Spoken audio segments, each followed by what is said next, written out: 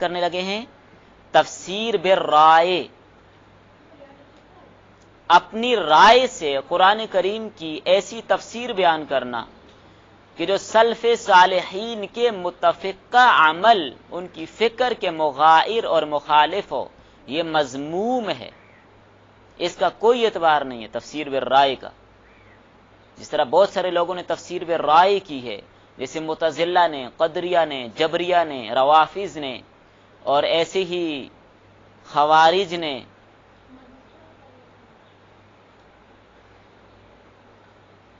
مرزائیت نے۔ جس طرح قرآن کریم کے اندر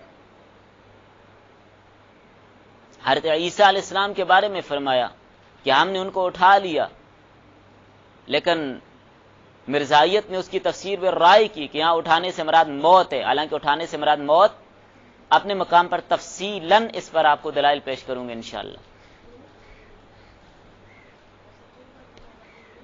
کیا چیز؟ اگر سلف صالحین کے متفقہ عمل، ان کی متفقہ فکر کے خلاف، یا یہ جو 5 ماخذ 6 ماخذ آپ نے پڑھے، ان کے خلاف اگر کوئی آدمی اپنی رائے سے کسی آیت کا معنی متعین کرے تو یہ مذموم ہے، اس کی کوئی حیثیت اور وقت نہیں ہوگی۔ اچھا، تفسیر بالرائے کی 2-4 مثالیں لکھیے۔ قرآن کریم میں بالجبت والطاغوت کے الفاظ استعمال ہوئے، بالجبت والطاغوت، تو یہاں پر طاغوت سے مراد کیا ہے؟ طاغوت کہا جاتا ہے ہر وہ طاقت، میں بہت آسان تفسیر کر رہا ہوں اس کی، ہر وہ طاقت جو اللہ تک پہنچنے میں رکاوٹ بنے، اس کو طاغوت کہتے ہیں۔ لیکن بعض صحابہ کے دشمنوں نے یہاں پر طاغوت سے مراد ابو بکر اور عمر کو لکھا ہے، استغفر اللہ۔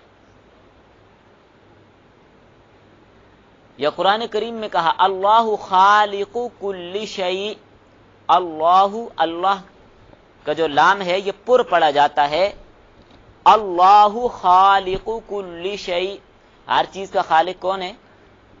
معتزلہ نے کہا کہ جب قرآن میں کہا اللہ خالق کل شیء تو قرآن بھی اللہ کی مخلوق ہے، حالانکہ قرآن اللہ کی مخلوق نہیں، قرآن اللہ کا کلام ہے۔ تو یہ کیا تفسیر بالرائے ہے؟ یا جیسے قرآن کریم میں ہے ارکض برجلک، کس سے کہا گیا تھا؟ آپ لوگوں نے تو پڑھ لیا، حضرت ایوب علیہ السلام سے ارکض برجلک، اپنا پاؤں زمین پہ ماریے۔ تو بعض لوگوں نے جو رقص کے قائل ہیں انہوں نے کہا کہ ارکض برجلک، پاؤں زمین پہ ماریے، اس سے مراد رقص اور ڈانس کرنا ہے، معاذ اللہ، یہ تفسیر بالرائے ہے۔ یا قرآن کریم میں کہا کونوا قردۃ خاسئین، بنی اسرائیل سے کیا کہا؟ کونوا قردۃ خاسئین، کیا ہو جاؤ؟ بندر بن جاؤ نا، ذلیل و خوار رسوا۔ لیکن بعض لوگ کہتے ہیں وہ بندر نہیں بنے، بعض لوگ کیا کہتے ہیں؟ بندر بنے نہیں، کہتے ہیں مقصد اس کا یہ کہ بندر کی طرح رسوا ہو جاؤ، جیسے بندر ذلیل اور رسوا ہوتا ہے نا، ادھر ادھر مارا پھرتا ہے، تم بھی ایسے رسوا ہو جاؤ، مطلب کہ مسخ نہیں ہوئے۔ تو یہ بھی تفسیر بالرائے ہے جس کی کوئی حقیقت نہیں ہے۔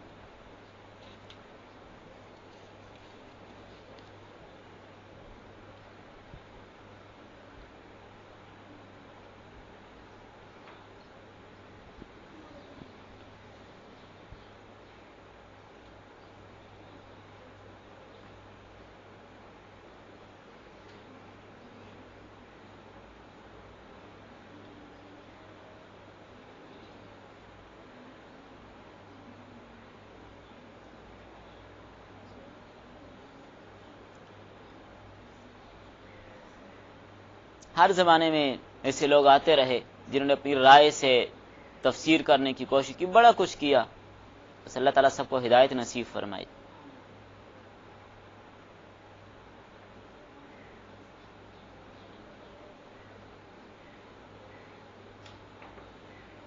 اچھا، ابھی آپ یہ لکھیں تفسیر کی شرطیں، تفسیر کی شرائط۔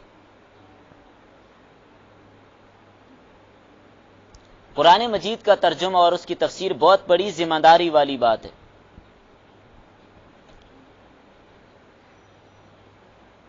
جو لوگ اس کے حامل نہ ہو وہ قرآن کی کوئی لکھی ہوئی تفسیر تو پڑھ کر سنا سکتے ہیں، لیکن اپنی طرف سے کوئی تفسیر کرنے کی اجازت ان کو نہیں ہے۔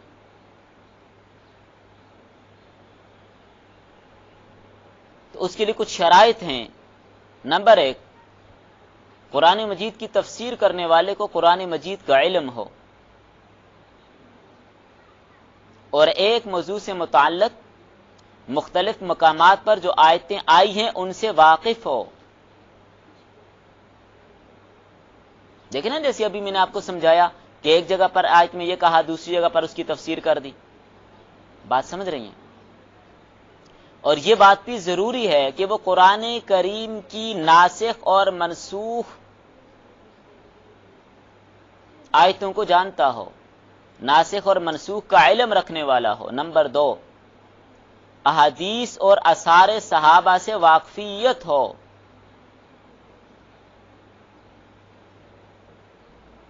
ذرا حدیث سے یہ اسباب نزول معلوم ہوں گے، آثار صحابہ سے یہ اسباب نزول معلوم ہوں گے، ویسے نہیں ہوں گے۔ نمبر 3، عربی زبان سے واقف ہو۔ عربی زبان میں لغت بھی شامل ہے، نحو، صرف، اس کے قواعد بھی شامل ہیں، معانی اور بلاغت کے اصول بھی شامل ہیں،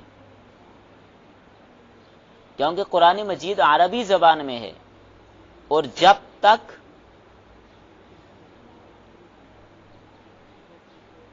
انسان علوم سے واقف نہیں ہوگا وہ قرآن کے مفہوم کو سمجھ نہیں سکتا۔ نمبر 4، قرآن مجید کی مختلف قراتوں سے واقف ہو۔ قرآن مجید کی مختلف قراتوں سے واقف ہو، کیونکہ قرآن کو سمجھنے اس کا بھی عمل دخل ہے۔ بعض دفعہ ایک قرات دوسری قرات کے مفہوم کو متعین کرتی ہے، جیسے مالک یوم الدین، ملک یوم الدین، مالک کی کھڑی زبر کے ساتھ مالک قیامت کے دن کا، ملک یوم الدین بادشاہ قیامت کے دن کا۔ نمبر 5، اصول دین۔ نمبر 5، اصول دین یعنی اعتقادات، اور خاص کر اہل سنت والجماعت کے نظریات سے واقف ہو۔ یہ نہ ہو کہ روافظ کی کتب پڑھ کے تفسیر لکھنا شروع کر دیں۔ نمبر 6، جی، اصول دین یعنی اعتقاد عقیدہ،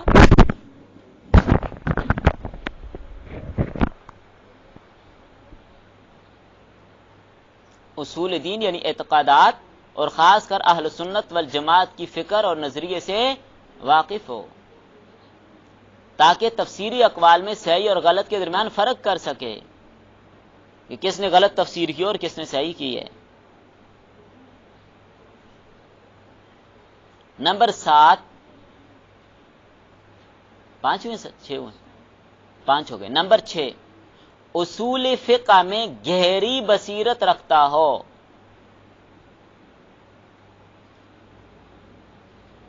نمبر 7، گزشتہ مفسرین کی تفسیری آراء سے واقف ہو، تاکہ اختلافی مسائل میں وہ فرق کر سکے۔ نمبر 8، یہ بہت اہم شرط ہے، گزشتہ مفسرین کی تفسیری رائے سے، یا آراء رائے کی جمع ہے، تفسیری آراء سے واقف ہو۔ یہ نمبر 7۔ اور نمبر 8، عملی زندگی سے متعلق ہے کہ اللہ کا خوف رکھتا ہو اور اس کے رسول کی ارشادات پر پورا یقین رکھتا ہو، تاکہ قرآن کی تفسیر کرتے وقت اپنی خواہشات کی پیروی نہ کرے، اللہ سے ڈرے۔ جو لوگ اللہ سے ڈرتے نہیں پھر اپنی مرضی کی تفسیر کرتے ہیں۔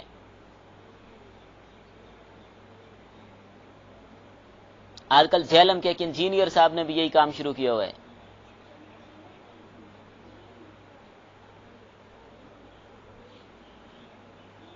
اچھا، یہ بات آپ کو سمجھ آ گئی؟ ٹائم کتنا ہو گیا، کتنا رہ گیا؟ 40 منٹ ہو گئے ہیں، تو ہم نے دیر سے شروع کیا ہے۔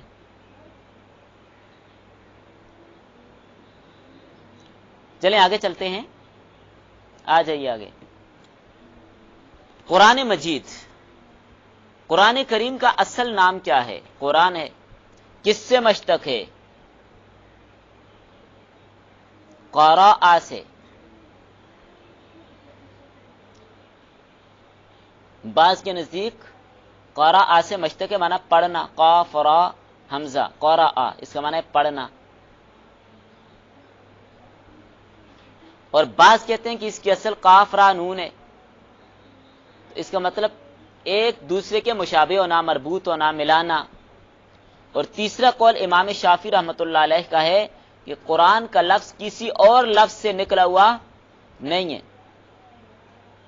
بس یہی اس کا نام ہے جو نبی کریم صلی اللہ علیہ وسلم پہ نازل ہوا۔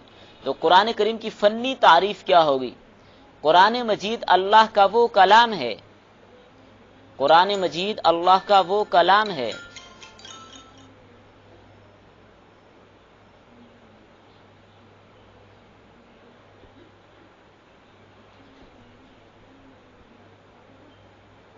یہ تعریف لازمی لکھنی ہے آپ نے۔ قرآن مجید اللہ کا وہ کلام ہے جس کے الفاظ حضرت محمد صلی اللہ علیہ وسلم پر نازل کیے گئے، جو تواتر کے ساتھ منقول ہیں، جس کی ابتدا فاتحہ سے ہوتی ہے اور ناس پر تکمیل ہوتی ہے۔ یہ ہے قرآن کی تعریف۔ قرآن مجید اللہ کا وہ کلام ہے جس کے الفاظ حضرت محمد صلی اللہ علیہ وسلم پر نازل کیے گئے۔ تو اس سے حدیث نکل گئی کہ حدیث بھی اللہ کی طرف سے وحی ہوتی ہے، لیکن حدیث کے الفاظ اللہ کی طرف سے نہیں ہوتے۔ حدیث کے الفاظ نبی صلی اللہ علیہ وسلم کے اپنے ہوتے ہیں، لیکن قرآن کے الفاظ بھی اللہ کی طرف سے ہوتے ہیں، اور جو تواتر کے ساتھ منقول ہے، جس میں کوئی شک اور شبہ والی بات نہیں ہے، جس کی ابتدا فاتحہ سے ہوتی ہے اور ون ناس پر اس کی تکمیل ہوتی ہے۔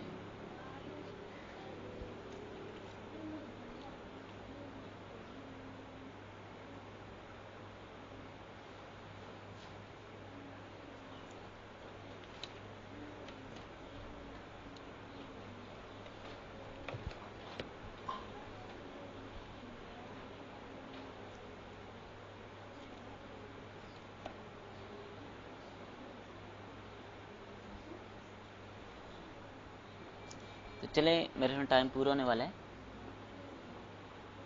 بس کر دیتے ہیں، پھر بیچ میں بات رہ جاتی ہے، فائدہ نہیں ہوتا اس کا۔